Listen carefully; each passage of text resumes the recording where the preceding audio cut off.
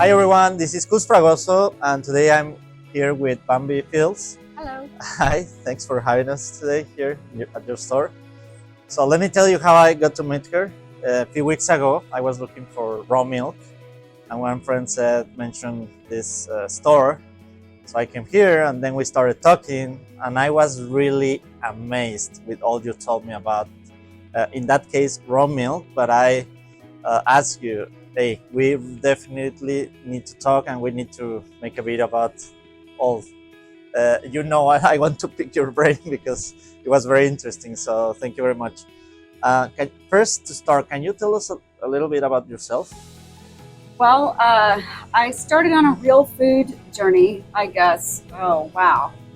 In the early 2000s, a friend of mine had a book on her coffee table about traditional foods from the Weston A. Price Foundation called Nourishing Traditions. And that's actually how I found out about raw milk. And then I proceeded from there on a raw milk and real food journey, and here we are.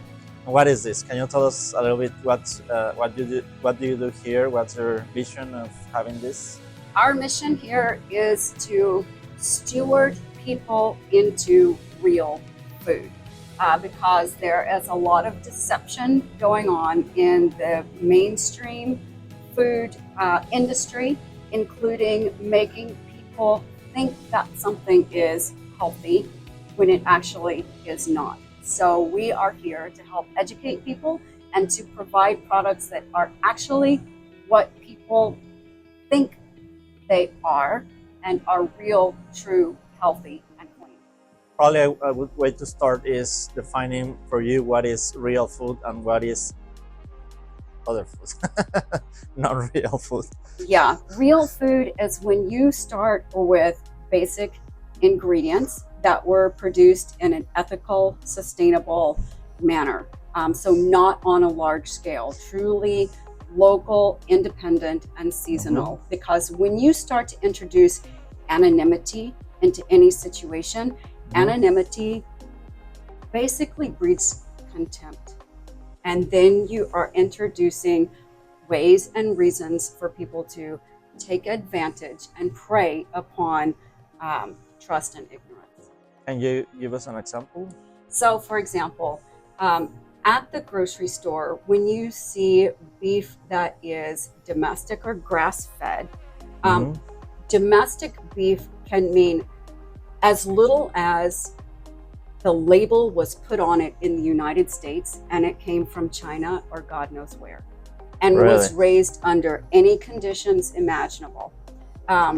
Also, for example, grass-fed in a grocery store could mean that it was raised in confinement on hay and then fed grain for the last few weeks of its life, or that it was raised on grain and then fed hay for the last few weeks of its life. So and these things have changed over time in terms of what the politicians have defined words to mean to create an image in people's minds that then they will not question.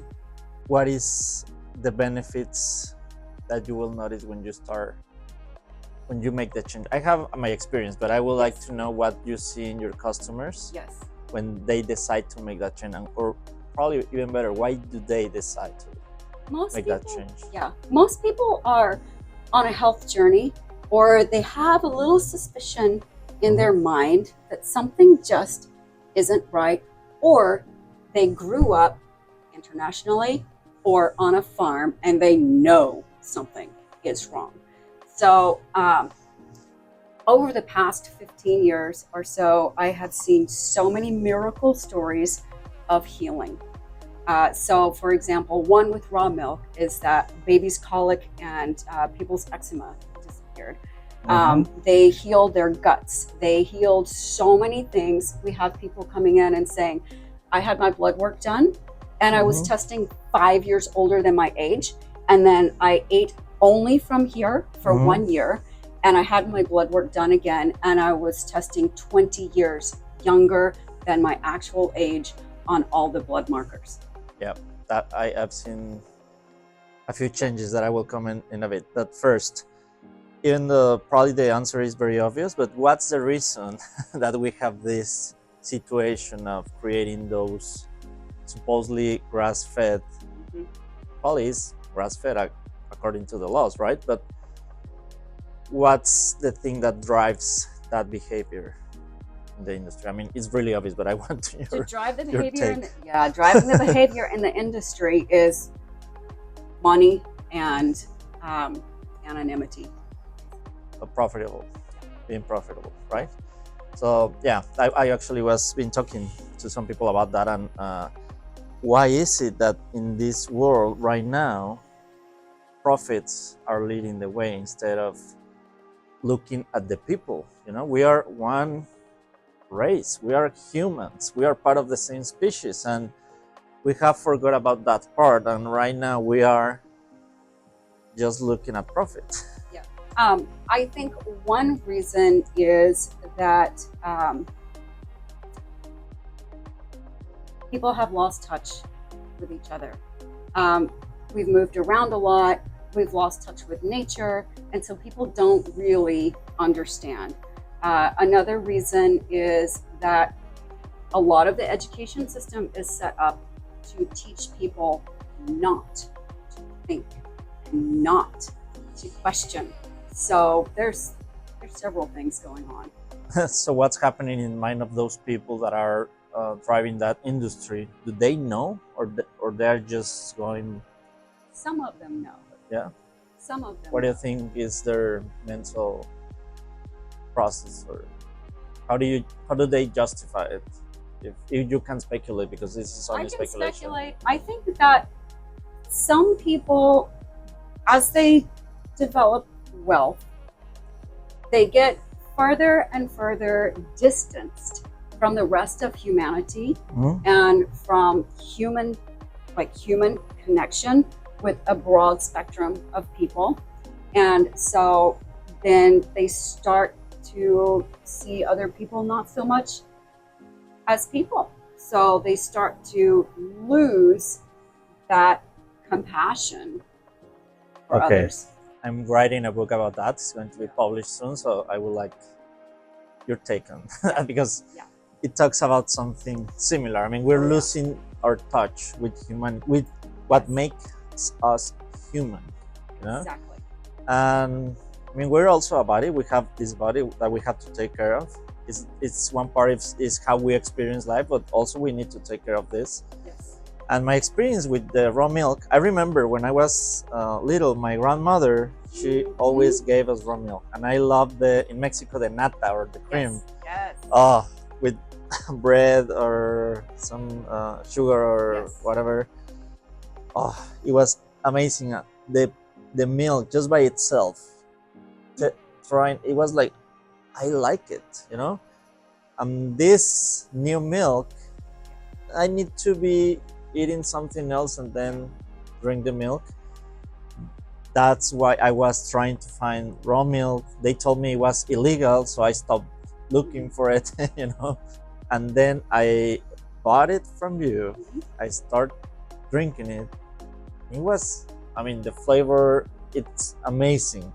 But also, I started noticing in a couple of weeks, I mean, with other milk, even the lactose-free, I was getting some not comfortable feelings, the mucus, the congestion. Especially at night. Yeah. So even if it's lactose-free, it's like, milk night, no, you know, because I know at night I'm going to be struggling. But with raw milk, it was not happening. And actually, I was starting to feel better. I'm like, I mean, it cannot be that good, but probably it is. Yes. So can you tell us first about legality? Yes. And then we can go into why I experienced that. Exactly. So I'm going to be very specific. You did not purchase raw milk from us. We do not sell raw milk because it is illegal for us to sell raw milk. So every state in the United States has different laws about raw milk. And so if you purchase raw milk illegally, then it is illegal.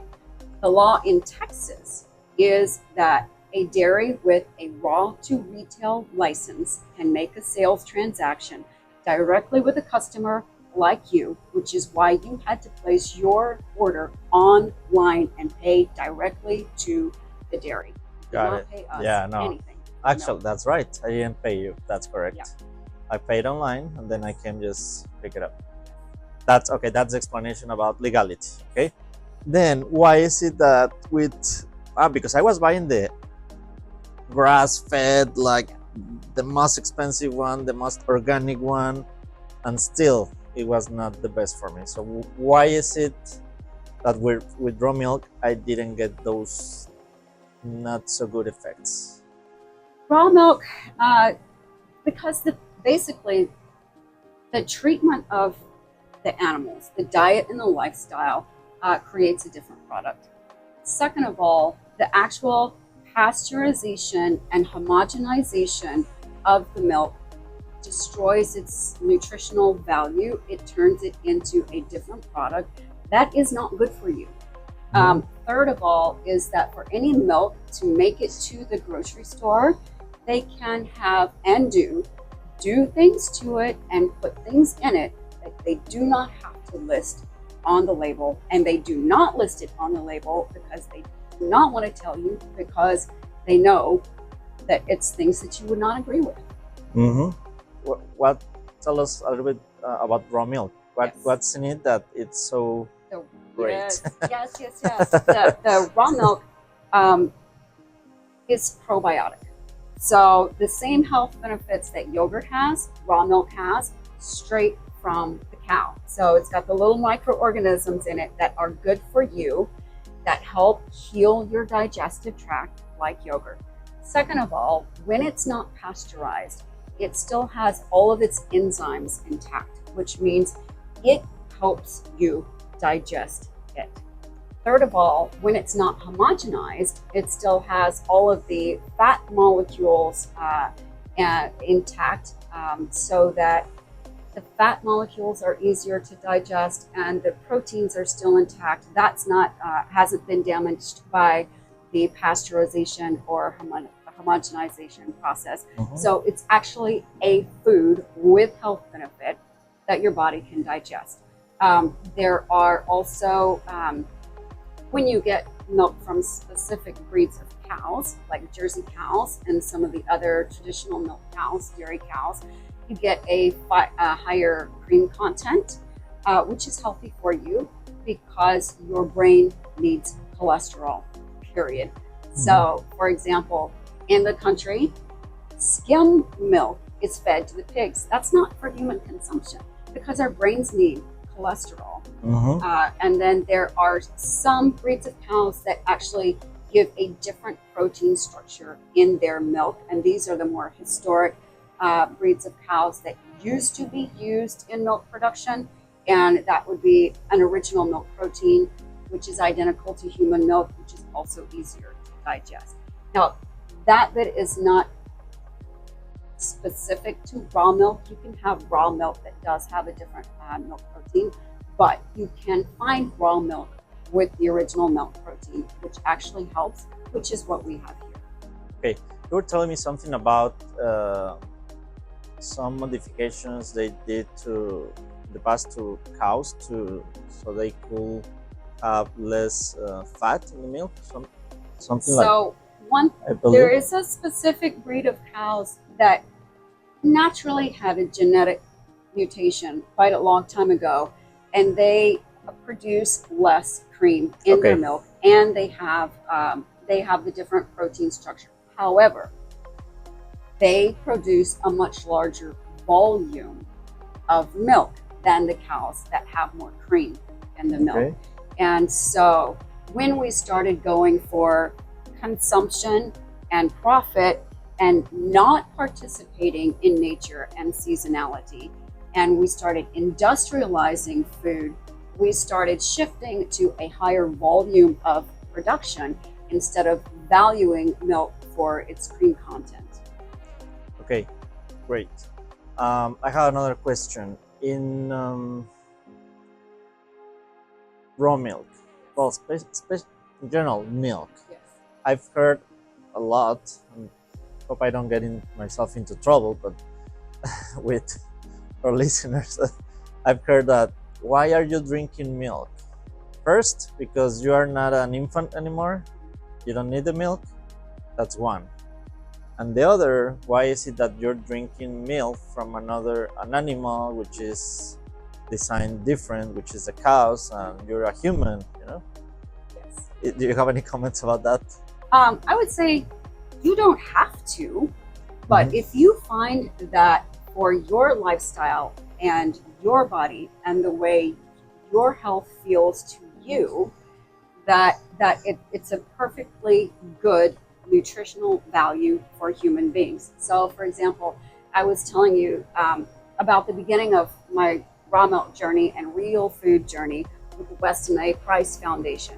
So, the Weston A. Price traveled the globe to very remote and indigenous populations to see why they didn't have cancer, why they didn't have depression, why they didn't have cavities. He was actually a dentist, and these things. And what he found was they were eating with their environment. So, example, in the remote Swiss villages, they ate only milk, only cheese, like basically their entire diet was dairy. They still had cows, milk, dairy. They still had no health problems. So to say that you shouldn't or it's bad for you, I mean, there's evidence contradictory to that. So probably the milk that they buy at the market, that has a problem. That's the issue, not the raw milk. Exactly. So it's an election. It's not that you need it, but if you have it, it's good nutrition. Yes. And yes, I mean, when they tell me you should not have any dairy or milk, I'm like, oh, I love dairy. I mean, milk, cheese, I cannot see myself without that. Well, and when you're having the right kind of dairy and it has probiotics in it, there's a lot that we're doing to destroy our digestive tract and all the microorganisms that we're supposed to be in symbiosis with that help us digest the food and assimilate nutrition. And if you have eaten packaged food that's sprayed with things to kill off the microorganisms, and when you have taken rounds of antibiotics and all of the and eaten non-organic produce, all designed to kill everything in your body, what are you going to do to reintroduce the microorganisms that are supposed to be there? And raw milk and cultured dairy products are one way to do that. There are other probiotics, but again, they are one yeah, and also the flavor, because I got one of the cheeses, cheese that you have here is, I tried it and it was like, oh, it's delicious. It's really rich. The flavor is amazing, right? So I guess that's part of getting more natural food. More natural food, smaller batches. I mean, think about, like, if you were going to try to produce tons and tons of cheese yourself, what would happen to the quality with each time you increased your volume of production? So going back and getting more local and independent, because participation in life is something that we have lost. Participation in grinding your flour, in growing your vegetables, and understanding why one dairy can't produce enough real milk for the entire nation when then we let milk spoil. So participation is a huge part. Yeah, one of my dreams is to own a farm and have some animals, plant something, whatever I need to for my daily food. Do you think, not so sure, do you think there's a chance in next generations, are we going to see more people living like that they can grow their own food and probably living more, not in the city, but out of the cities, having? That's a good question. As I have been here in this environment, listening to people who are interested in real food, we see more people, and I hear that expressed more and more. People are going to have to be very committed, because most people do not understand really what it takes. Why is the milk so expensive? Well, Did you ever try to take care of a cow every day for 365 days forever? Like that's, and then the amount of knowledge that has been lost from people valuing money over participation in life and moving from agricultural society to industrial society. We have a lot to learn, and we have a lot of understanding the dirty facts about what really it takes to be hot, to be cold, to be not going on vacation because you have cows and chickens and all this kind of things. Yeah, we have a long way to back out of that, and we're going to have to be very committed. Okay, that's a good point. And you said something very important: value, giving value to money. You said over participation of life. Can you elaborate a little bit more on that? Because that's a really important point. We've been marketed to, convinced, programmed to consumption, ease, and luxury, and we have stopped really valuing independence and like lack of luxury. Because when you're outside and it's hot and cold and wet and you're getting mosquito bites, you are independent, but you are not comfortable. And so when we are being passive entertained and consumption driven, we have no idea what it really is like to rip that Band-Aid off and renew our joy in independence and participation, in spite of the fact that it is often uncomfortable. There are lots of spiritual and religious traditions that address this that we just want to not talk about. I understand luxury and I understand having that kind of life, but also I can tell you that when I feel more at peace is when I am more isolated of so much noise. Oh, yes. And that's something that you really need to evaluate, because we know by now that all that kind of luxury, or whatever you want to call it, all that comes with that, it's not necessarily linked to be happy. So what I'm seeing here is that making the decision of buying or getting more real food is somehow connected to a decision that you already made of living a different life. Yes. Do you see that in the customers that come here? I do. Do you see a different kind of mentality, Yes. life philosophy? Yes. More and more people are coming in, having started their own gardens, trying to do their own sourdough, maybe grind their own grains. So slowly, backing out of where we've gotten to and doing more participation and more analog activities, because there are a lot of ways that we have abused technology and deluded ourselves into thinking that we are connecting. And whereas technology certainly has an important role to play and a place, it's also important not to get confused about whether we are truly connecting and participating. That's great. Perfect. I love it. I think I could talk to you for hours about that. Probably another time. You want to tell us anything else about one of the products that you have here? Like I see you have meat. Oh yes. You have vegetables. We have the meat, we have the vegetables. The meat, all of it, we know our farmers and ranchers and vendors going back anywhere from 5 to 15 years. We visit properties and everybody is on the same page about not playing games with the definition of words. So we're just so blessed to be here.